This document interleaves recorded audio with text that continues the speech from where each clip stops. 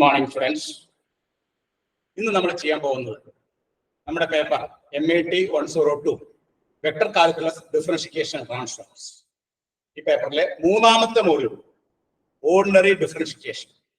ഈ ഓർഡിനറി ഡിഫറൻഷിയേഷനിലെ മുൻ വർഷങ്ങളിലെ യൂണിവേഴ്സിറ്റി ചോദിച്ച ചോദ്യങ്ങളും അവയുടെ ഉത്തരങ്ങളുമാണ് ഞാൻ ഈ പ്ലേലിസ്റ്റ് ചെയ്യാനായിട്ട് ഉദ്ദേശിക്കുന്നത്. ഒന്നാമത്തെ ക്വസ്റ്റ്യൻ ഇതാണ്: solve the initial value problem y double dash plus 5y dash plus 6y is equal to 0. Boundary condition, initial conditions are y0 is equal to 1, y dash 0 is equal to 2. അപ്പോൾ ഈ ഒരു differentiation നമുക്ക് solve ചെയ്ത് വൈയുടെ value നമുക്ക് കണ്ടുപിടിക്കണം.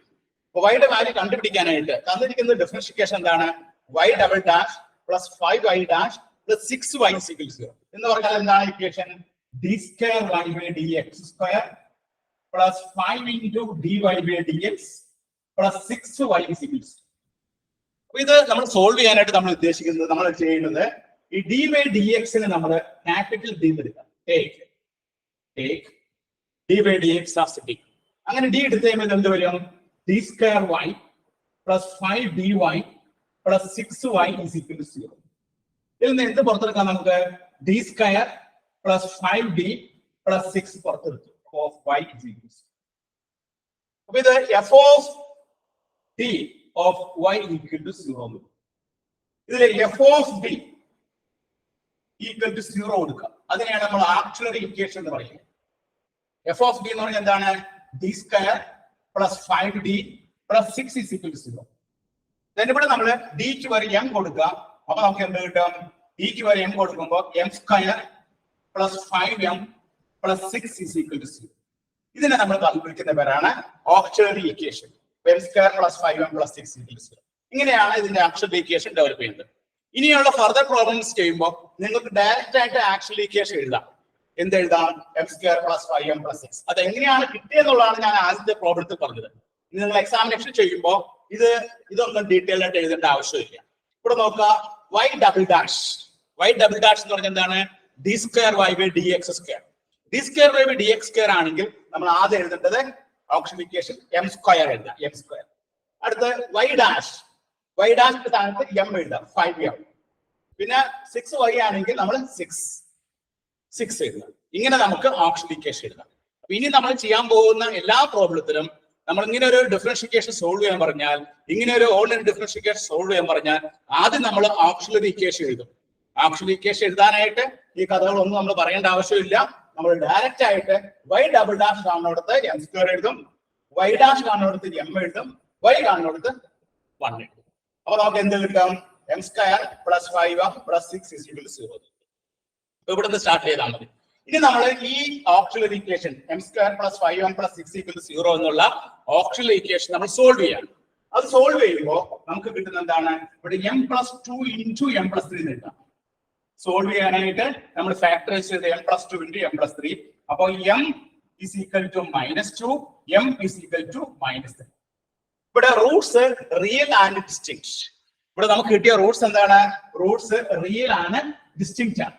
Roots റിയലും ഡിസ്റ്റിങ്ക്റ്റും ആണെങ്കിൽ, അതായത് m1 m2 എക്സെട്ര ആണെങ്കിൽ y എഴുതേണ്ട ഫോർമുല എന്താണ്? അത് കേസ് 1ലേക്ക് വരും.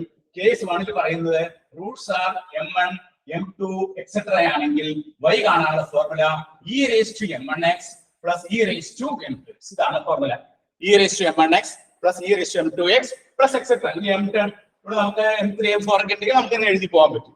ഇവിടെ നമ്മുടെ സൊല്യൂഷൻ എന്താണ്? y is equal to c1 into e raised to -2x plus c2 into e raised to -3x.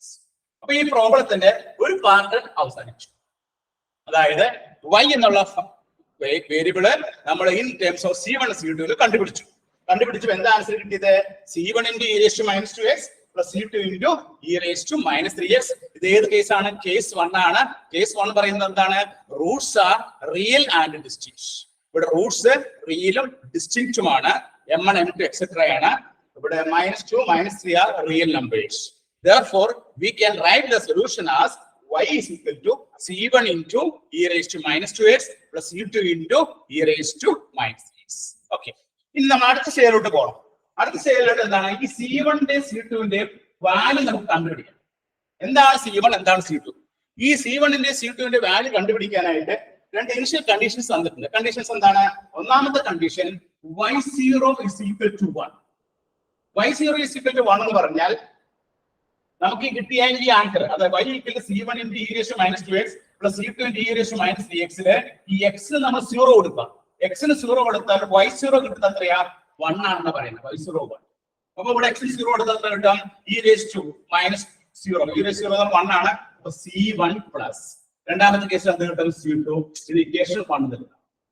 അപ്പൊ ആദ്യത്തെ ഇനിഷ്യൽ കണ്ടീഷൻസ് ഉപയോഗിച്ച് y0 is equal to 1 എന്ന് പറഞ്ഞാൽ നമുക്ക് കിട്ടിയ ഈ ആൻസറിലെ x ന് 0 കൊടുക്കുന്നു. അപ്പൊ y0 എന്ന് പറയുന്നത് ക്വസ്റ്റ്യൻ പറഞ്ഞിട്ടുണ്ട് 1 എന്ന് പറഞ്ഞിട്ടുണ്ട്. ഇവിടെ c1 വരും, ഇവിടെ c2 വരും. 1 is equal to c1 plus c2. ഇനി അടുത്ത് എന്താ തന്നിരിക്കുന്നത്? y dash. നമ്മൾ y ഡാഷ് ആദ്യം കണ്ടുപിടിക്കണം. ഇതിനെ ഡിഫറൻഷിയേറ്റ് ചെയ്ത് നോക്കിയേ. c1 into e raised to minus 2x into minus 2 plus c2 into e raised to minus 3x into minus. അതിനെ നമ്മൾ ഡിഫറൻഷിയേറ്റ് ചെയ്യുമ്പോൾ c1 into e raised to minus 2x, e raised to minus 2x differentiate ചെയ്യുമ്പോൾ e raised to minus 2x into minus 2, e raised to minus 3x differentiate ചെയ്യുമ്പോൾ e raised to minus 3x into minus. ഇനി അവിടെയാണ് നമ്മൾ എന്ത് കൊടുക്കേണ്ടത്? y dash 0. y dash 0 എന്താണ്? 2 ആണ് തന്നിരിക്കുന്നത്. അപ്പൊ 2 is equal to ഇവിടെയുള്ള x നൊക്കെ നമ്മൾ എന്ത് കൊടുക്കണം? x നൊക്കെ നമ്മൾ 0 കൊടുക്കുമ്പോൾ നമുക്ക് ആദ്യത്തെ ടേം എന്ത് കിട്ടും? -2c1. ഇത് 1 ആയി. രണ്ടാമത്തെ കേസ് എന്തായി? -3c2. അപ്പൊ രണ്ടാമത്തെ ഇക്വേഷൻ കിട്ടി. രണ്ടാമത്തെ ഇക്വേഷൻ എന്താണ്? 2 is equal to -2c1 -3c2. ഇനി നമുക്ക് ഈ ഒന്നാമത്തെ ഇക്വേഷൻ രണ്ടാമത്തെ ഇക്വേഷൻ കൂടി സോൾവ് ചെയ്തെടുത്താൽ നമുക്ക് ആരെ കിട്ടും? c1നെയും കിട്ടും, c2നെയും കിട്ടും. ഇനി c1നെ c2നെ കണ്ടുപിടിക്കാനായിട്ട് നമ്മൾ ചെയ്യാൻ പോണത് ഒന്നാമത്തെ ഇക്വേഷനെ 2 കൊണ്ട് ഗുണിക്കുക. 2 കൊണ്ട് ഗുണിക്കുമ്പോൾ എന്താണ് കിട്ടുന്നത്? 2 കൊണ്ട് ഗുണിക്കുമ്പോൾ 2 is equal to 2c1 plus 2c2. ഇത് നമുക്ക് 3 എന്ന് പേര് കൊടുക്കാം. ഇനി എന്ത് ചെയ്താൽ മതി? ഈ 2ഉം 3ഉം കൂടി അവിടെ കൂട്ടുക. 2ഉം 3ഉം കൂടി കൂട്ടിക്കഴിയുമ്പോൾ എന്താ സംഭവിക്കുക? കൂട്ടിക്കഴിയുമ്പോൾ ഇവിടെ 4 വരും. ഇത് 0 ആയി പോകും. ഇവിടെ -3c2 പ്ലസ് 2c2 കൂടി കൂട്ടുമ്പോൾ നമുക്ക് കിട്ടുന്ന എത്രയാണ്? -c2. അപ്പൊ c2ന്റെ വാല്യൂ നമുക്ക് എത്ര കിട്ടി? c2ന്റെ വാല്യൂ നമുക്ക് -4. അപ്പോ ഇതിലെ c2 എന്നുള്ള കോൺസ്റ്റന്റ് നമുക്ക് കിട്ടി. c2 is equal to -4. ഇനി നമുക്ക് c1 കിട്ടണം. c1 കിട്ടാൻ എന്ത് ചെയ്താൽ മതി?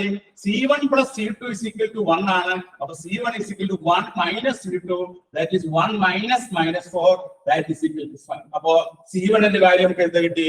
c1 ന്റെ വാല്യൂ നമുക്ക് 5 കിട്ടി. Therefore നമ്മുടെ ഫൈനൽ ആൻസർ എന്താണ്? Final answer y is equal to ഇവിടെ c1 ന്റെ സ്ഥാനത്ത് എന്ത് കൊടുക്കാം?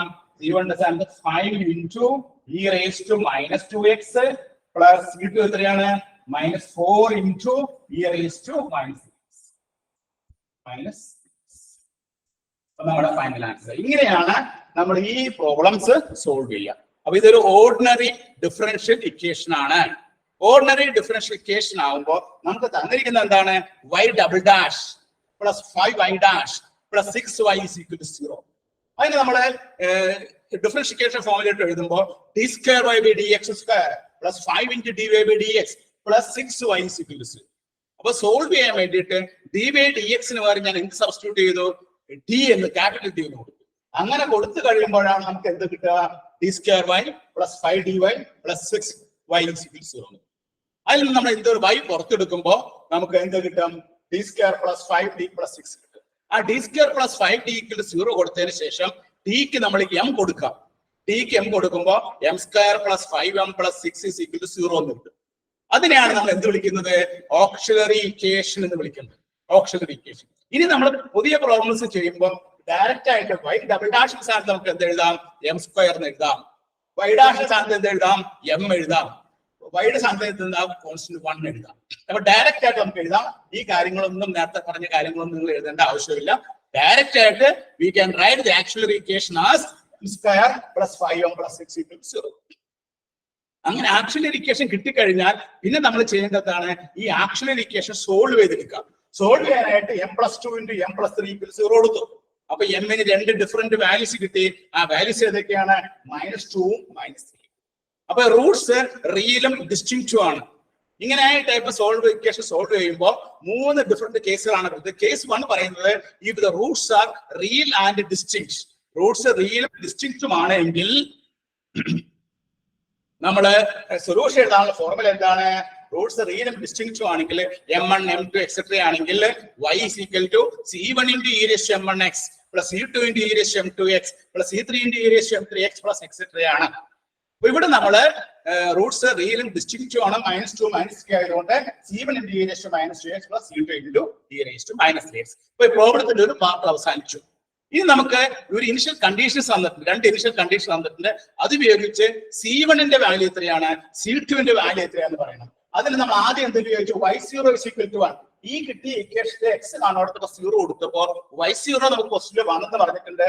റൈറ്റ് ഹാൻഡ് സൈഡ് നമുക്ക് എന്ത് കിട്ടി, c1 plus c2 e raised to 0 1 ആണ്.